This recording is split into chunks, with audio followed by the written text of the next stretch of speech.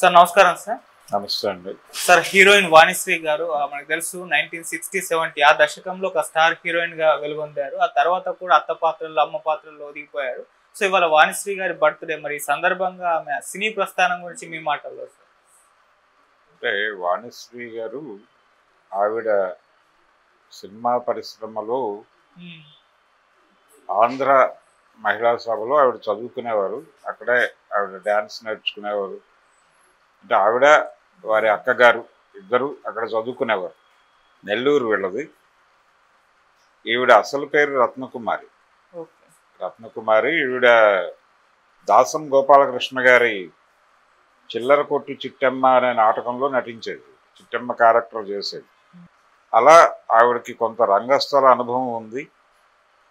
ఈ అనుభవం అంటే యాక్చువల్గా ఈ పిల్లల చదువుల కోసం వీళ్ళ మదర్ నెల్లూరు నుంచి మెడ్రాస్ షిఫ్ట్ అయ్యి అక్కడ చదివిస్తున్నటువంటి క్రమంలో ఈ అవకాశాలు వచ్చాయి.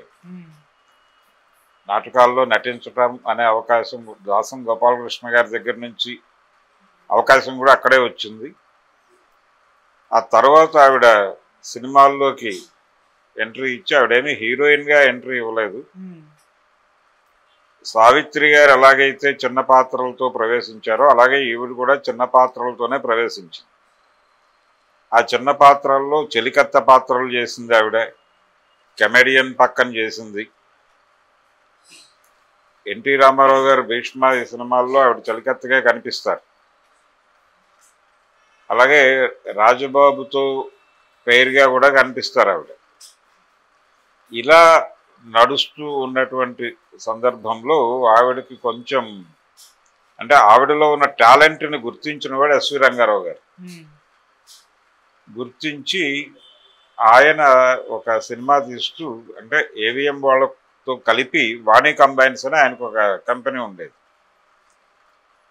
దాంతో ఒక సినిమా ప్రారంభిస్తూ ఈవిని తీసుకున్నారు. రత్నకుమారి అనే పేరు గల నటీమణి తీసుకుని వాణి కంబైన్స్ కాబట్టి వాణిశ్రీ అని పేరు మార్చారు. అలా ఆవిడ వాణిశ్రీగా మారింది. రంగారావు గారి బ్యానర్ పేరు.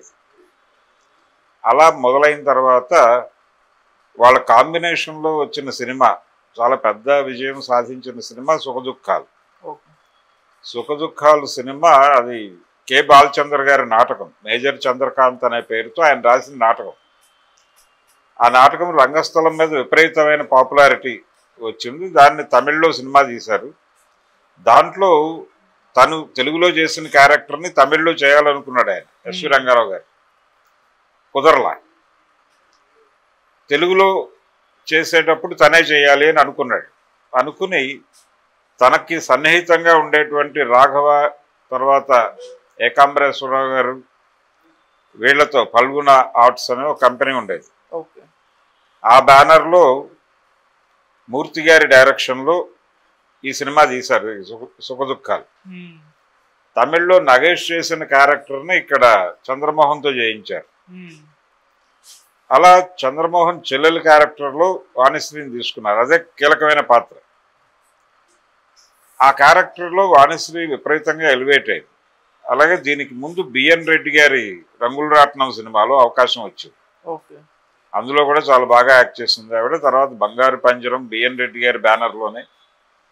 అలా నటిగా ఆవిడకి ఒక గుర్తింపు అంటే ఇచ్చిన పాత్రకి న్యాయం చేయగలదు ఇబ్బంది లేకుండా అనేది. ఎంత నిర్దిష్టంగా ఉండేదంటే ఆవిడ దుక్కుపాటి మధుసూదన్ రావు గారిని కలిసి వేషం అడిగింది ఆవిడ. అడిగితే ఆయన నేను చెప్తాను అన్నాడు. ఆత్మీయులు సినిమా డిజైనింగ్ జరుగుతోంది అప్పుడు. మీరు ఏదో చెల్లెలి పాత్ర ఇస్తే కుదరదండి, హీరోయిన్ క్యారెక్టరే ఇవ్వాలి మీరు అని ఆవిడ ఇన్సిస్ట్ చేసింది. చేశాక ఆత్మీయుల్లో హీరోయిన్ ఛాన్స్ ఇచ్చాడు ఆయన ఏఎన్ఆర్ పక్కన. అలా మొదలై ఆ తర్వాత ఎన్టీఆర్ పక్కన హీరోయిన్గా చేసింది ఆవిడ. కోడలు దిద్దిన కాపురం ఇలాంటి సినిమాల్లో నెమ్మదిగా ఆవిడ ఎమర్జ్ అవుతూ వచ్చింది. ఈ ఎమర్జ్ అవుతున్నటువంటి సందర్భము గ్లామర్ రోల్స్ అంటే అక్కినేని నాగేశ్వరరావు గారి కాంబినేషన్లో చాలా పెద్ద విజయాలు ఉన్నాయి ఆవిడకి. ఆ పెద్ద విజయాల్లో ప్రేమ్ నగర్ ఒకటి. అంటే ఒక రకంగా నవలా నాయకి అనేవాళ్ళు ఆవిడ. నవలా నాయకి అంటే ఆ రోజుల్లో నవలా చిత్రాలు విపరీతంగా వచ్చినాయి. ప్రేమ్ నగర్ నవలా చిత్రమై జీవంతరంగాలు నవలా చిత్రమే. ఈ 2 సినిమాల్లో ఆవిడే హీరోయిన్. అలాగే విజేత అనేటువంటి నవలని ఆదుర్తి సుబ్బారావు గారి డైరెక్షన్లో ఆయనే తీశారు, దుక్కిపాటి మధుసూదన్ రావు గారే. అందులో కూడా వాణిశ్రీ హీరోయిన్. ఇలా దాదాపుగా అలాగే చక్రవాకం నవల, ఆ చక్రవాకం నవల తెరకెక్కించినప్పుడు కూడా వాణిశ్రీయే హీరోయిన్. ఇలా ఆవిడకి నవలా నాయకి అనేటువంటి ఒక టైటిల్ ఉండేది. ఇలా ఆవిడ హీరోయిన్గా దరిదాపుల్లో ఇంకెవరూ లేరు, వాణిశ్రీ తప్ప. అందరు హీరోలు వాణిశ్రీని పెట్టండి అని డిమాండ్ చేసే పరిస్థితి వచ్చింది. ఒక తెలుగులోనే కాదు, తమిళ్లో కూడా శివాజీ గారు వాణిశ్రీని డేట్స్ తీసుకున్న తర్వాత మాట్లాడండి అనేవాడు ఆయన. ఈ లెవెల్ పాపులారిటీ సంపాదించింది ఆవిడ. సంపాదించి నటిగా తాను ప్రూవ్ చేసుకుని చాలా సినిమాల్లో ఆవిడ. ప్రేమ్నగర్లో ఆవిడ చేసిన క్యారెక్టర్ చాలా అద్భుతంగా పండింది. ఆ సినిమా విజయంలో ఆవిడది చాలా ప్రముఖ పాత్రే. అంటే నాగేశ్వరరావు గారికి ధీటుగా నటించిన సెక్రటరీలో కూడా, ప్రకాష్ రావు గారి డైరెక్షన్లో వచ్చిన సెక్రటరీలో కూడా ఆవిడ ఆ క్యారెక్టర్ని, అంటే రైటర్ ఏ ఉద్దేశంతో ఆ క్యారెక్టర్ని డిజైన్ చేశారో ఆ ఆత్మని పలికించేది ఆవిడ తెర మీద.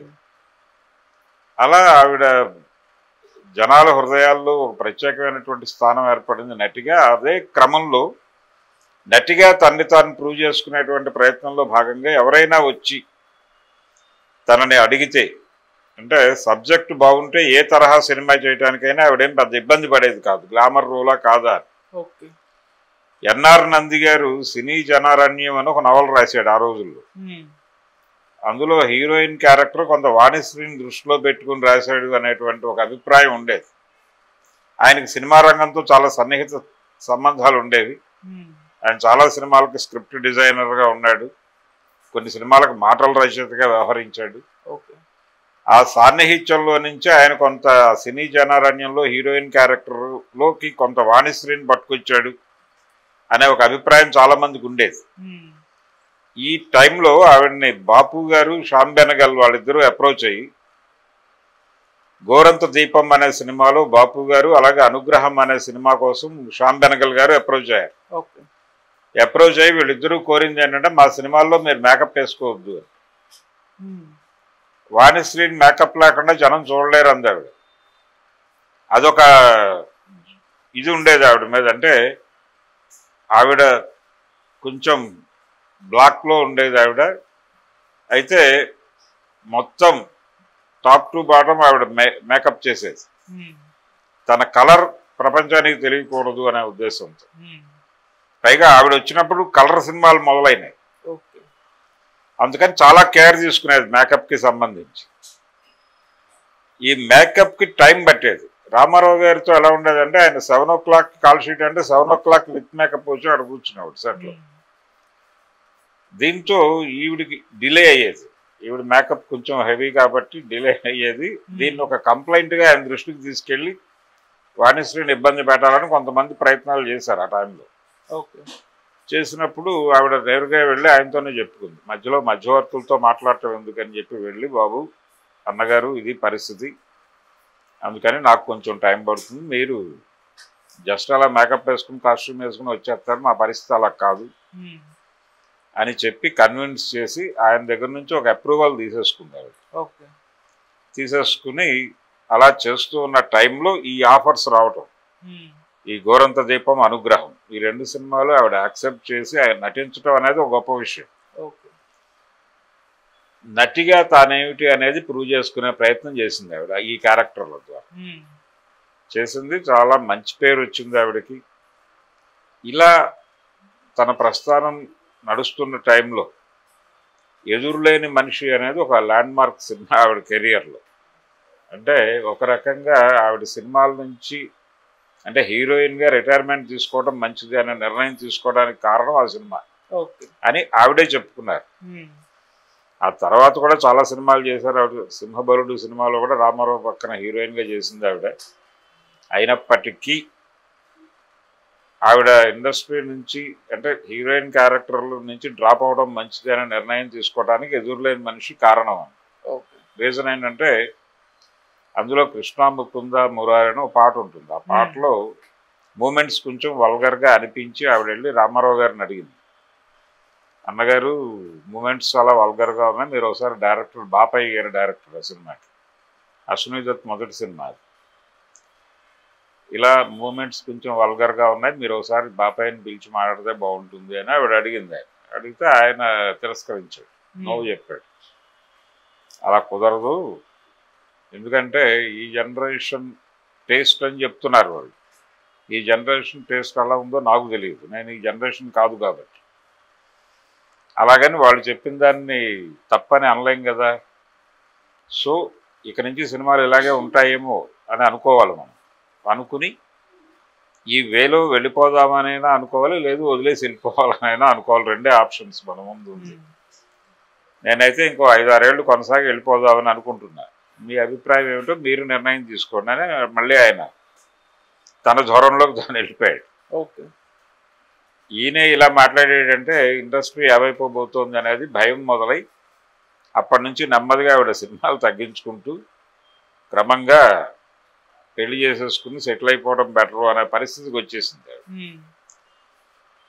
ఈ క్రమంలోనే ఆవిడ వెళ్ళిపోయారు, పెళ్లి చేసుకున్నారు. అంటే ఆవిడ కెరియర్ పీక్స్లో ఉండగా ఆవిడకి తోడుగా ఆవిడ అక్క బావ ఉండేవాళ్ళు, ఆ వాళ్ళే అన్నీ చూసుకునేవాళ్ళు, ఈవిడేం పెద్ద పట్టించుకునేది కాదు ఏది. ఫైనల్గా ఆవిడకి మ్యారేజ్ అయింది ఒక డాక్టర్ గారితో. మ్యారేజ్ అయిపోయిన తర్వాత ఈ అక్కా బావలు మోసం చేశారు ప్రాపర్టీకి సంబంధించి అనేది ఆవిడకి అర్థమైంది, గొడవలు జరిగినాయి. అసలు ఏం చేసి డబ్బులు సంపాదించారు మీరు అని కోర్టు నుంచి ఒక ప్రశ్న ఎదురైంది ఆవిడకి. ఈ డిస్ప్యూట్స్లో కోర్టుకు వెళ్ళారు.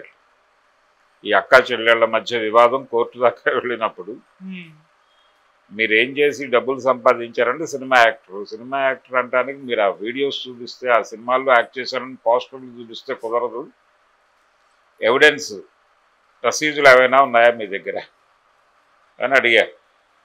అడిగితే ఆవిడ దగ్గర అప్పుడేం లేవు, అయిపోయింది, ఆ చరిత్ర అంతా అయిపోయింది. అప్పుడు అరవింద్ గారు ఈ అత్తకు యముడు అమ్మాయికి మొగుడు సినిమాలో వేషం కోసం అప్రోచ్ అయ్యాడు. ఆవిడ రసీదు అడిగి అది తీసుకెళ్లి కోర్టులో వేసి ఆ కేసును ముందుకు నడిపించింది ఆవిడ.